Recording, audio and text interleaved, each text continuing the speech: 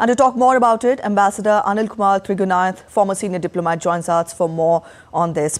Thank you so much, sir, for joining us on DD India NewsNight this afternoon. When we talk of the stance which has been put forth by US President Joe Biden, he has come down heavily, calling Netanyahu's actions in Gaza a mistake, especially the attack on the convoy that killed aid workers in Gaza. And also, he did not mince words when he said, when he in fact called for a ceasefire and also for more aid to be to be allowed in Gaza. Would you term it as a diplomatic U-turn? And if so, then what factors have led to this sudden change in stance of the US? Well, I would say that President Biden, when he had visited first time on October 8th or 9th, I think, immediately after these terror attacks, he had advised Netanyahu that the way that he was going into Gaza, or he was planning to go into Gaza, he should think about it. But the problem with the US stance has been, it has been a dual meaning one. Or at least I think that Netanyahu understood it that way, because he understands that USA is not going to give up its support to Israel. And so he continued to do what we are seeing today. So this double-speak business is what we have brought it to this stage today, where Netanyahu is refusing to listen to that. Anyway, now this whole talk of ceasefire and other things were supposed to happen before the Ramadan started. But we have seen this again, Netanyahu has not agreed to any of the terms. On the other hand, the Hamas is also unrelenting. Now they want a complete cessation and expulsion of these Israeli soldiers. And Israel wants to maintain the complete security in the place, irrespective of whatever happens tomorrow.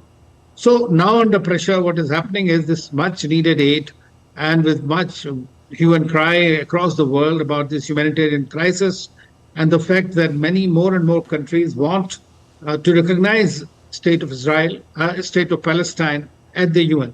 Today, there is a proposal in the UN Security Council on which a voting will be done eventually. And I think if that step is taken, that will be one of the first steps, probably, for leading towards a two-state solution. Yes, USA also is going through election period. This time they are seeing that there are very few people who are supporting this war in the US. More and more people are disenchanted by the way this war has been going on. And therefore, they have to also look at their own cost-benefit analysis. And that's what precisely it has changed the American tone towards this particular conflict. All right, so you're talking of the adamant positions taken by Israel and Hamas. At the same time, we also know that US and Israeli representatives are preparing to hold in-person meeting on the operation in Rafah. Now, what are the options available when we talk of this meeting and at the same time talks of ceasefire? Well, I think that the Hamas has to release the hostages unconditionally. I mean, that is very important. But at the same time, there are a very large number of Palestinians who are in Israeli jails also. So the negotiation is whether it will be 1 to 10 or 1 to 20 or 1 to 30. That's what the Palestinians, what the Hamas has got used to in the past. So they are trying to get the maximum mileage out of it. Secondly, the other international community has realized that irrespective of whatever stance they take, until and unless there is a complete stoppage to Israel or for that matter to Hamas by the benefactors of these two protagonists by way of stopping the arms and ammunition supply. That is the only thing, how to stop this war. There is no other way that you can stop a war or force a country to stop a war like this in today's situation where I would say that there's a jungle Raj completely. Might is right. I mean, that's what is playing out here. So this is a very terrible kind of a scenario. I feel that everybody is trying to work very hard. And I think that Biden administration has also told the Qataris and the Egyptians to exercise greater influence on the Hamas leadership to come to terms and agree to the terms of the truce that might happen for a few weeks maybe. But Rafah, if Israelis start shooting at Rafah again, you know that there are 1.4 million people who are ensconced at that place and they have no other place to go. And if that happens tomorrow or day after or whatever, then you will see a very large number of casualties. Hamas is still alive and kicking, even though they are decimated in strength.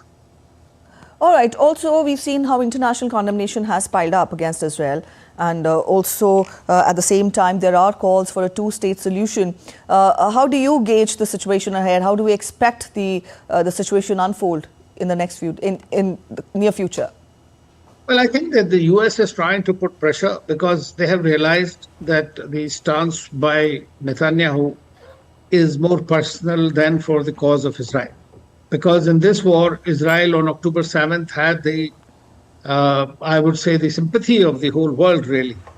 But they frittered it away very fast because of this indiscriminate bombing.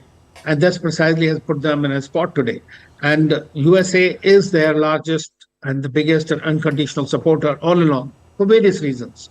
And if that is being hesitant now and calling it to stop it, to come to ceasefire directly, starting with the ceasefire point, what Biden said, I mean, he couldn't be more categorical, I believe. I think that the Israelis will be forced to think and must take the action that is required. On the other hand, I would also say the greater responsibility also lies on Hamas. I mean, they are also equally responsible for the killing of so many people. By the way, they are doing it. Of course, it's a very complicated issue. There are historic reasons, there are historic injustices with the Palestinians.